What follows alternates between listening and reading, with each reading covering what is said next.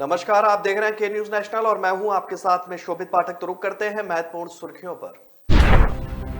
प्रधानमंत्री नरेंद्र मोदी ने दिल्ली के करियप्पा ग्राउंड में राष्ट्रीय कैडेट कोर एनसीसी की रैली में लोगों को संबोधित किया। 5 राज्यों में विधानसभा चुनाव के लिए लगभग सभी पार्टियों ने प्रत्याशियों का ऐलान कर दिया है। बसपा ने शुक्रवार को चौथे चरण के लिए 53 उम्मीदवारों की सूची जारी कर दी है। उत्तराखंड की राजनीति के चर्चित नेता हरक सिंह रावत राज्य गठन के बाद 2 दशक के चुनावी इतिहास में पहली बार चुनाव नहीं लड़ेंगे। यूपी में 10 फरवरी को पहले चरण का मतदान होना है, इसके लिए सभी पार्टियों ने पूरी ताकत झोंक दी है। प्रधानमंत्री नरेंद्र मोदी दिल्ली के करियप्पा ग्राउंड में राष्ट्रीय कैडेट कोर की रैली में उन्होंने कहा कि राष्ट्र निर्माण में अहम भूमिका निभाने वाले वीर सपूतों को आदरपूर्वक नमन करता हूं। आज जब देश नए संकल्पों के साथ आगे बढ़ रहा है, तब एनसीसी को मजबूत करने के लिए भी प्रयास जारी है। इसके लिए हाई लेवल कमेटी भी बनाई गई है। नई राष्ट्रीय शिक्षा नीति के तहत 90 विश्वविद्यालयों ने एनसीसी को वैकल्पिक विषय के रूप में लिया है। देश को आज आपके विशेष योगदान की जरूरत है। अब देश की बेटियां सैन्य स्कूलों में एडमिशन ले रही हैं। सेना में महिलाओं को बड़ी जिम्मेदारी मिल रही है। एनसीसी में भी ज्यादा से ज्यादा बेटियां शामिल हो, यह हमारा प्रयास होना चाहिए। पीएम ने कहा कि आज इस समय जितने भी युवक युवतियां एनसीसी व एनएसएस में हैं, उसमें से ज्यादातर इस शताब्दी में ही पैदा हुए हैं। आपको ही भारत को 2047 तक लेकर जाना है, इसलिए आपकी कोशिशें, आपके संकल्प, उन संकल्पों की सिद्धि भारत की सिद्धि होगी, भारत की सफलता होगी। पीएम ने इस दौरान देश के प्रसिद्ध कवि माखनलाल चतुर्वेदी की कविता भी पढ़ी और उन्होंने कहा कि ये पंक्तियां सामर्थ्य की पराकाष्ठा का वर्णन करती हैं। आज मां भारतीय युवाओं से आह्वान करती है कि भूखंड बिछा आकाश ओढ़, नया दोलक ले मोदक प्रहार, ब्राह्मण हथेली पर उछाल। 5 राज्यों में विधानसभा चुनाव के लिए लगभग सभी पार्टियों ने प्रत्याशियों का ऐलान कर दिया है। बची हुई कुछ सीटों पर भी जल्द उम्मीदवारों के नाम की घोषणा की जाएगी। ऐसे में राजनीतिक उठापटक के बीच चुनाव नतीजे के लिए राजनीतिक दलों ने पूरी ताकत झोंक दी है। नेताओं की दल बदलने का सिलसिला भी जारी है। इनके सबके साथ राजनीतिक नेताओं की बयानबाजी और गुटबाजी भी अब सबके सामने आने लगी है। गृह मंत्री अमित शाह चुनाव प्रचार के लिए उत्तराखंड पहुंच गए हैं। शाह ने रुद्रप्रयाग में स्थित बाबा रुद्रनाथ मंदिर में दर्शन करके दौरे की शुरुआत की। इसके बाद उनका घर घर जाकर भाजपा उम्मीदवारों के लिए वोट मांगने का भी कार्यक्रम है। गृह मंत्री अमित शाह आज रुद्रप्रयाग वो आ रहे हैं। वह रुद्रप्रयाग में घर घर जाकर उम्मीदवारों के लिए वोट भी मांगेंगे। उन्होंने रुद्रप्रयाग पहुंचकर उन्होंने मंदिर में पूजा अर्चना भी की। इसके बाद उन्होंने घर जाकर लोगों से चुनाव के लिए अपील भी की है। बसपा ने चौथे चरण के लिए 53 उम्मीदवारों की सूची जारी कर दी है। उल्लेखनीय है कि बसपा ने 59 प्रत्याशियों की सूची जारी की है। दूसरे चरण के 6 उम्मीदवार, जबकि तीसरे चरण के चुनाव के 53 उम्मीदवारों की सूची जारी की गई है। और दूसरी सूची में बसपा ने 17 एससी, 8 ठाकुर, 7 ब्राह्मण, 3 यादव, 3 मुस्लिम और 6 महिलाओं को टिकट दिए हैं। नई सूची में करहल और जसवंत नगर से अनुसूचित जाति के प्रत्याशी उतारे गए हैं। इन सीटों में क्रमशः अखिलेश यादव और उनके चाचा शिवपाल सिंह यादव चुनाव मैदान पे हैं।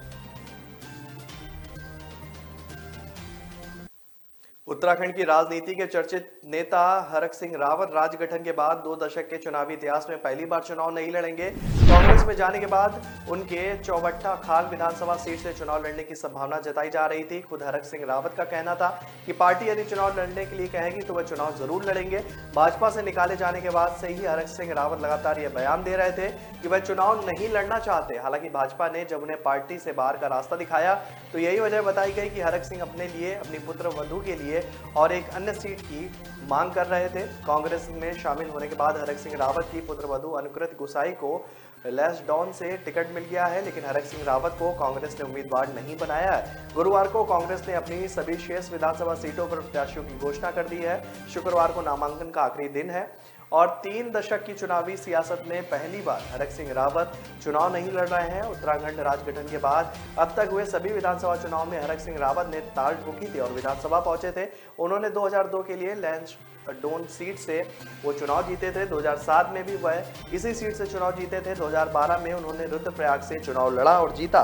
2017 में वो कोटद्वार विस से चुनाव जीते। 2022 में विधानसभा चुनाव में हरक सिंह की डोईवाला, केदारनाथ, यमकेश्वर तथा लैसडॉन विधानसभा सीट पर चुनाव लड़ने की चर्चा गर्म कर रही थी, लेकिन खुद उन्होंने इन सभी बात को नकार दिया है। यूपी में 10 फरवरी को पहले चरण का मतदान होना है। इसके लिए सभी पार्टियों ने पूरी ताकत झोंक दी है। नेताओं के दल बदल और प्रत्याशियों के नामों के ऐलान का सिलसिला भी जारी है। बहराइच के अनुपमा जायसवाल को टिकट मिला है। मेजा से नीलम करवारिया को भाजपा ने उम्मीदवार बनाया हुआ है और नीलम यहां से मौजूद विधायक भी हैं। और वहीं फूलपुर से मौजूदा विधायक प्रवीण पटेल को टिकट मिला है। कुंडा से जो है वो सिंधु मिश्रा को टिकट दिया गया है। यहां से वो उम्मीदवार जो है बनाए गए हैं। डुमरियागंज से कांग्रेस उम्मीदवार राघवेंद्र प्रताप सिंह को भाजपा से टिकट मिला है। राघवेंद्र प्रताप सिंह हाल ही में भाजपा में शामिल हुए हैं। कांग्रेस नेता आरपीएन सिंह के करीबी भी रहे हैं। पहले यहां से आरपीएन सिंह के लड़ने की खबर थी। इस सीट से 2017 में स्वामी प्रसाद मौर्य भाजपा के लिए जो है वो टिकट पर जीते थे। देवरिया से शलभमणि त्रिपाठी भाजपा के उम्मीदवार हैं।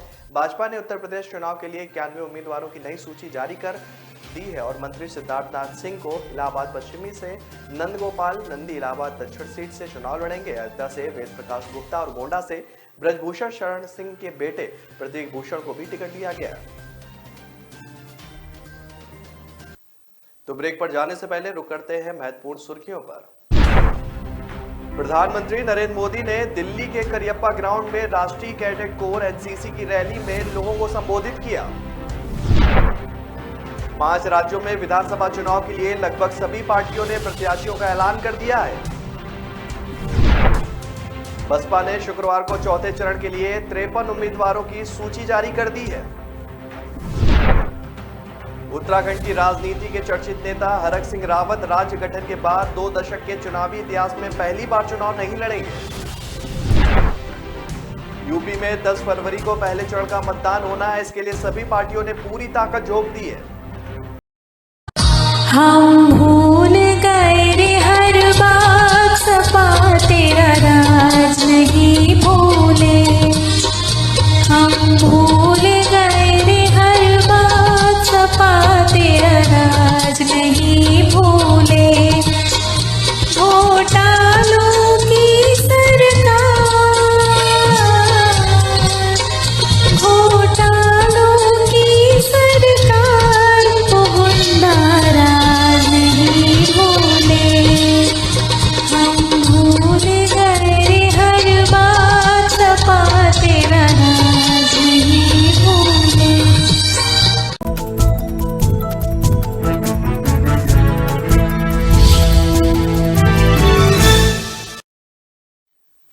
ब्रेक के बाद फिर स्वागत है आपका। रुक करते हैं आगे की खबरों पर। प्रधानमंत्री नरेंद्र मोदी ने रविवार को इंडिया गेट पर नेताजी सुभाष चंद्र बोस की होलोग्राम प्रतिमा का अनावरण किया था, जिसे इंडिया गेट के पास लगाया जाएगा। इस प्रतिमा का निर्माण मशहूर मूर्तिकार अद्वैत गणनायक कर रहे हैं। इसे लेकर पूरे देश में चर्चा भी हो रही है। अब इस मामले में गीतकार जावेद अख्तर ने अपना पक्ष रखा है। जावेद अख्तर का मानना है कि नेताजी की प्रतिमा लगाने की विचार जो है वो बहुत अच्छा है, लेकिन इसकी पोजीशन का चुनाव सही नहीं है। जावेद अपने इस ट्वीट के बाद ट्रोल हो रहे हैं। जावेद लिखते हैं कि नेताजी की प्रतिमा का विचार तो अच्छा है, लेकिन प्रतिमा को लेकर पसंद सही नहीं है। पूरे दिन इस प्रतिमा के इर्द गिर्द ट्रैफिक चलता रहेगा और प्रतिमा का पोज जो है वो सैल्यूट करते हुए होगा। ये उनकी प्रतिष्ठा के हिसाब से ठीक नहीं है। यदि इस प्रतिमा में वह बैठे हुए होते या फिर अपने हाथ को हवा में लहराते हुए जैसे कोई नारा लगा रहे हो तो यह पोज अच्छा होता।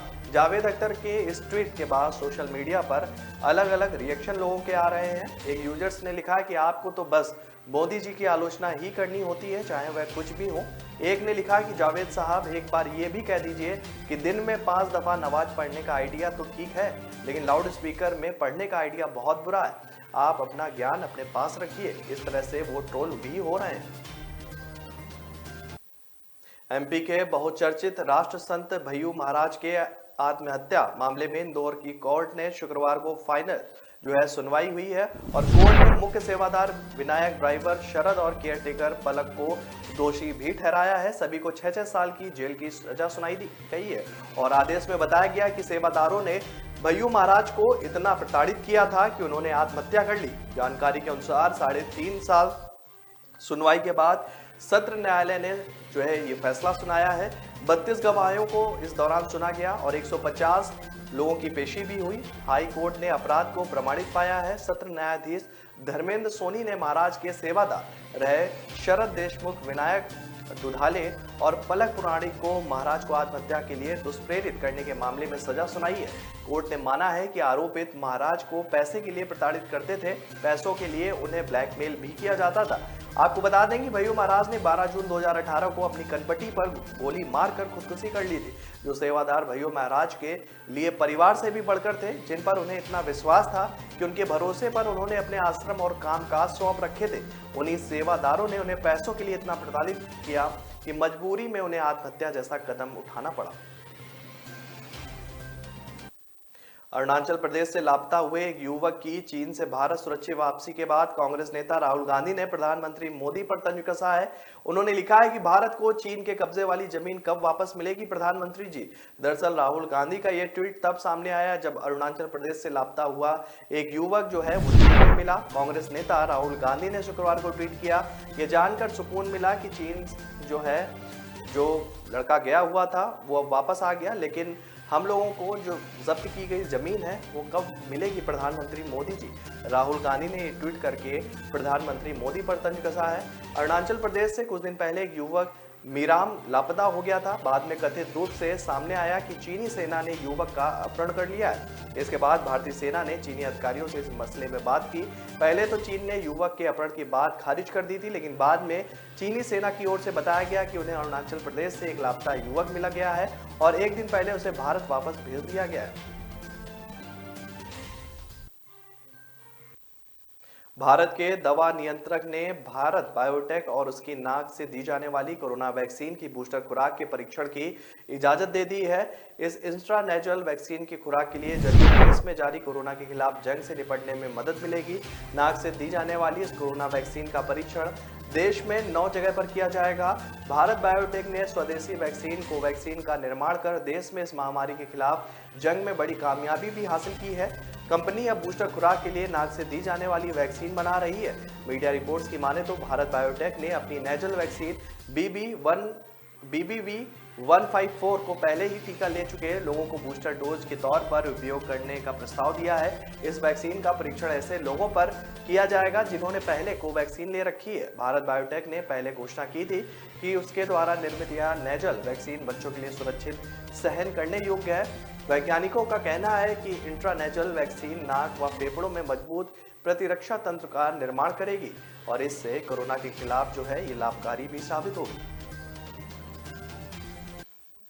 प्रयागराज के बघाड़ा इलाके में मंगलवार शाम प्रतियोगी छात्रों के प्रदर्शन के बाद पुलिस ने लॉज के कमरों में घुसकर कुर्ता से पीटा था। पुलिस की इस कार्रवाई का डर छात्रों पर 3 दिन बाद भी बना हुआ है। लॉजों के ज्यादातर कमरों में ताला लटका हुआ है और दूर दराज के इक्का दुक्का छात्र ही कमरों में अंदर नजर आ रहे हैं और जो हैं वो डर से सहमे और दुबके हुए हैं। पुलिस ने जिस क्रूरता से कमरों से छात्रों को बाहर घसीटकर पीटा था, उस मंजर को याद कर छात्रों की रूह कांपती है। छोटा बगाड़ा मिश्रा लॉज में रहने वाले बिहार के विनीत यादव ने बताया है कि टीजीटी पीजीटी की तैयारी करते हैं।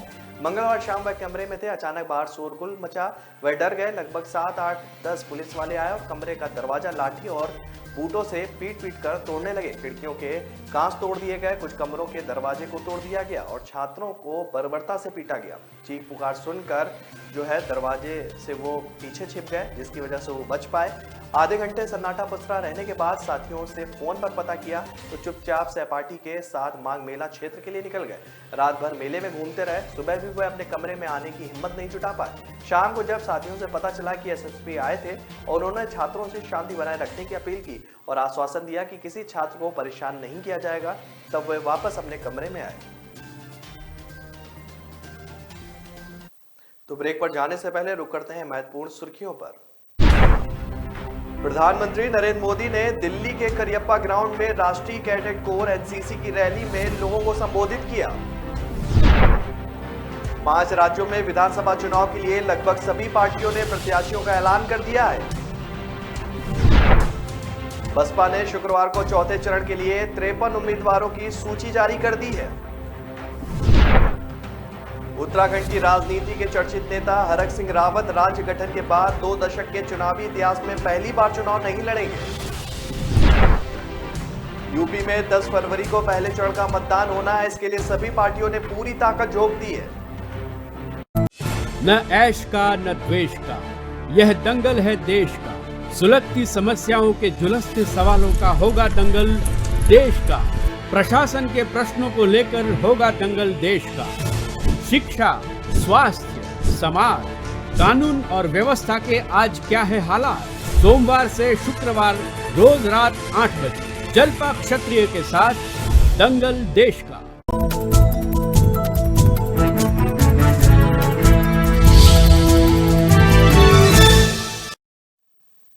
ब्रेक के बाद फिर स्वागत है आपका। रुक करते हैं आगे की खबरों पर।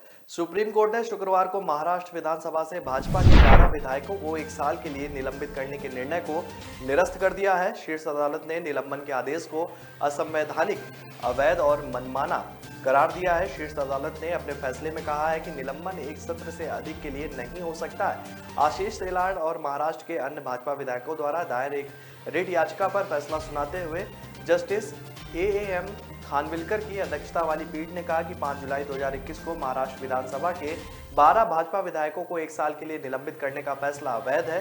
पीठ ने कहा है कि इससे संबंधित प्रस्ताव को दुर्भावना से पारित किया गया है, लिहाजा पीठ ने इस अप्रभावी घोषित कर दिया है और शीर्ष अदालत ने 19 जनवरी को इस मामले में अपना फैसला सुरक्षित रख लिया था। शीर्ष अदालत ने विधायकों की ओर से वरिष्ठ वकील मुकुल रोहतगी, एनके कौल और महाराष्ट्र सरकार के वरिष्ठ वकील सीएम सुंदरम की दलीलें भी सुनी थी। सुनवाई के दौरान सुप्रीम कोर्ट ने टिप्पणी की थी कि 1 साल के लिए विधायकों को निलंबित करना लोकतंत्र के लिए खतरनाक होगा, क्योंकि इनके कारण उनके निर्वाचन क्षेत्रों से प्रतिनिधित्व खत्म हो जाएगा। कोर्ट का कहना है कि असली मुद्दा निर्णय की तर्कसंगतता क्या है और किसी उद्देश्य के लिए ऐसा होना चाहिए। 1 साल तक निलंबन के पीछे कोई वाजिब और भारी भरकम कारण होना चाहिए। सुप्रीम कोर्ट ने कहा है कि 1 वर्ष के निलंबन का निर्णय तर्कहीन है, क्योंकि संबंधित निर्वाचन क्षेत्र को 6 महीने से अधिक समय तक प्रतिनिधित्व से वंचित किया जा रहा है। चीन के वुहान के वैज्ञानिकों ने अब नए कोरोना वायरस नियोकोव को लेकर डराने वाली खबर दी है। 2019 में समूची दुनिया में वुहान से ही कोरोना वायरस फैला था। अब वहां के वैज्ञानिकों ने कहा है कि दक्षिण अफ्रीका में नए प्रकार का कोरोना वायरस नियोकोव मिला है। इसकी संक्रमण व मृत्यु दर दोनों ही बहुत ज्यादा है। इसके संक्रमित हर 3 व्यक्तियों में से 1 की जान जा सकती है। वुहान के वैज्ञानिकों के इस दावे को रूसी समाचार एजेंसी स्पुतनिक ने जारी किया है। पूरी दुनिया पहले ही कोरोना के खौफ से भयभीत है। इसके अलावा ओमिक्रॉन व डेल्टा वेरिएंट कहर बरपा रहे हैं। ऐसे में नियोकोव से चिंता और बढ़ सकती है। रिपोर्ट में यह भी कहा गया है कि नियोकोव वायरस नया नहीं है, यह मर्स-कोव वायरस से जुड़ा हुआ है। 2012 में यह मध्य पूर्व के देशों में मिल चुका है। यह SARS-CoV-2 से मिलता जुलता है, जिससे इंसानों में कोरोना वायरस फैला था। नियोकोव वायरस दक्षिण अफ्रीका में चमगादड़ों में मिला है।